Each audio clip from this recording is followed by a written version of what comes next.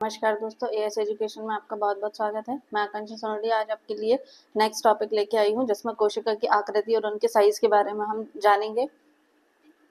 यहाँ पे हमने देखा था पिछली क्लासेस में कि कोशिका की कितने प्रकार की होती है ना। प्रोकैरियोटिक कोशिका कौन सी होती है, यूकैरियोटिक कोशिका कैसी रहती है ना। एक कोशिकी कौन से रहते हैं, बहुकोशिकी कौन से रहते हैं। तो इसमें हमको देखना है कि एक कोशिकी जो रहते हैं और बहुकोशिकी रहते हैं, उनमें उनकी आकृति कैसी रहती है, उनके साइज कैसा रहता है, उस तरह से हमको जानने की कोशिश करना है। सबसे पहले यहाँ पे देखेंगे कि कुछ जीवों में जो कोशिका रहती है वो एक कोशिकी रहती है और कुछ में कैसी रहती है, बहुकोशिकीय रहती है। तो ये जो एक कोशिकीय जीव है, इससे नाम से ही समझ में आ रहा है कि इनमें कोशिका कितनी रहेगी, एक रहेगी। और जो बहुकोशिकीय रहेंगे उसमें एक से अधिक, मतलब किसी में दो भी हो सकती है, किसी में लाखों भी हो सकती है, क्योंकि एक जीव को बनने में हमने क्या देखा था कि मल्टीपल डिवीजन चाहिए रहता है कोशिका का, तभी एक जीव का निर्माण होता है। तो उससे बहुत सारी कोशिकाओं की जरूरत रहेगी, तो ये नहीं हम क्या कहेंगे, बहुकोशिकीय कहेंगे, है ना। तो एक कोशिका का एग्जाम्पल कैसा रहेगा इसमें, जैसे कि अमीबा। अमीबा जो दिखाई दे रहा है आपको, अमीबा हो गया, पैरामीशियम हो गया, और बैक्टीरिया के बारे में भी हमने जाना था, जिनका शरीर केवल कैसा होता है, एक कोशिका से बना होता है ना। लेकिन बहुकोशिकीय जीव कौन से कहलाते हैं,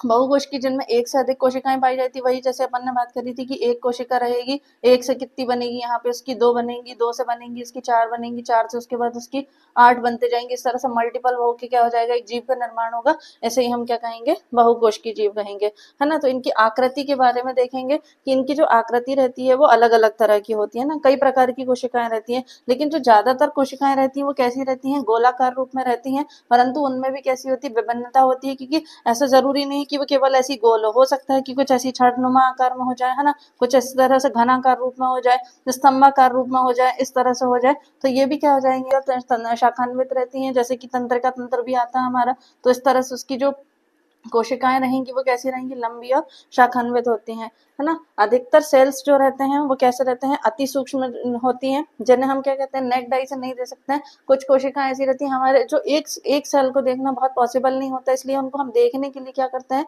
माइक्रोस्कोप में रख के हम उनको देखेंगे, तब जाके हमको उस कोशिका का आकार समझ में आ जाएगा। तो हम हर कोशिका को जो रहता है वो नेक डाई से नहीं दे सकते हैं, नग्न आंखों से नहीं देखा जा सकता। फिर यहाँ पे हम देखेंगे जो सबसे सूक्ष्मतम कोशिका जो रहती है उसका आकार कितना रहता है, परीक्षा में पूछा जाता है कि इसका आकार कितना रहता है, 0.1 माइक्रोन तक होता है, जिससे जो कि किस में पाई जाती है, माइकोप्लाज्मा बैक्टीरिया में पाई जाती है। ठीक है, जैसे हमने यहाँ पे भी देखा था कि बैक्टीरिया में कैसी रहती है, एक कोशिकीय जीव है, तो एक कोशिका में, और उसमें भी सबसे छोटी कोशिका किसकी है, यहाँ पे 0.1 माइक्रोन इसका साइज होता है। फिर अपन सबसे बड़ी की बात में आ जाएंगे, तो सबसे बड़ी अपने शुतुरमुर्ग अंडे का जो रहता है उसका साइज, उसका जो 70 mm तक रहेगा, और इसे हम क्या कहते हैं, सबसे बड़ी कोशिका कहते हैं, और इसे हम नेक डाई से भी देख सकते हैं। तो एग्जाम्पल के लिए जैसे अपन ने एक कोशिकीय जीव का, जैसा भी मैंने आपको बताया था यहाँ पे कि अमीबा जो रहेगा, अमीबा कैसा है, एक कोशिकी है। तो ये देखिए, इसमें इसकी कोशिका का कोई आकार ही नहीं, क्योंकि ये सिंगल कोशिका से बना है।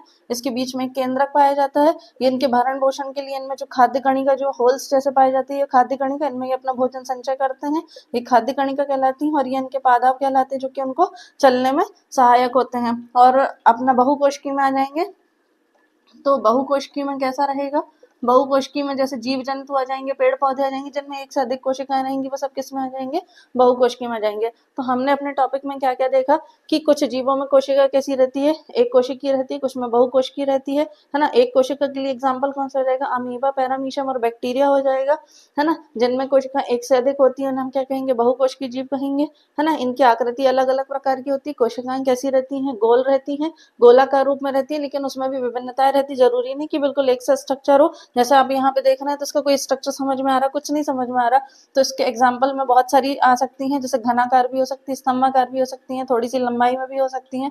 कुछ जंतु कोशिकाएं कैसी रहती है, लंबी और शाखान्वित होती हैं। अधिकतर सेल्स जो रहती हैं वो कैसी होती हैं, बहुत सूक्ष्म होती है, जिन्हें हम क्या करते हैं, नेक डाई से नहीं देख सकते हैं। इसको देखने के लिए हमें किसका यूज करना पड़ता है, माइक्रोस्कोप का यूज करते हैं, माइक्रोस्कोप का यूज करेंगे। फिर यहाँ पे हम देखेंगे कि सबसे सूक्ष्मतम सेल का जो आकार रहता है वो कितना रहता है, 0.1 माइक्रोन होता है। ठीक है, ये कैसी किसमें पाई जाती है, माइकोप्लाज्मा बैक्टीरिया में पाई जाती है, जो कि क्वेश्चन पूछा जाता है। फिर सबसे बड़ी कोशिका का क्वेश्चन आएगा, तो शुतुरमुर्ग के अंडे का साइज कितना होता है, 170 mm होता है। ये सबसे बड़ी कोशिका रहती है, और इसे क्योंकि इतना बड़ा साइज है इसका, तो हम इसको कैसे रख सकते हैं, अपनी खुली आंखों से भी देख सकते हैं। एक कोशिकीय जीव में ये हमने किसका अमीबा का डायग्राम देखा था कि अमीबा में जैसे इसका कोई साइज और शेप नहीं है, बीच में इसमें केंद्रक पाया जाएगा, इनमें भरण पोषण के लिए खाद्य कणिका रहती है, चलने के लिए पादाप रहते हैं। बहुकोशिकीय में मनुष्य, पेड़ पौधे, जीव जंतु जो बहुत सारी कोशिकाओं से मिलकर बने होते हैं, सब बहुकोशिकीय के अंतर्गत आएंगे। तो इस तरह से हम कोशिका की आकृति और एवं साइज के बारे में जाना। तो अब हम मिलते हैं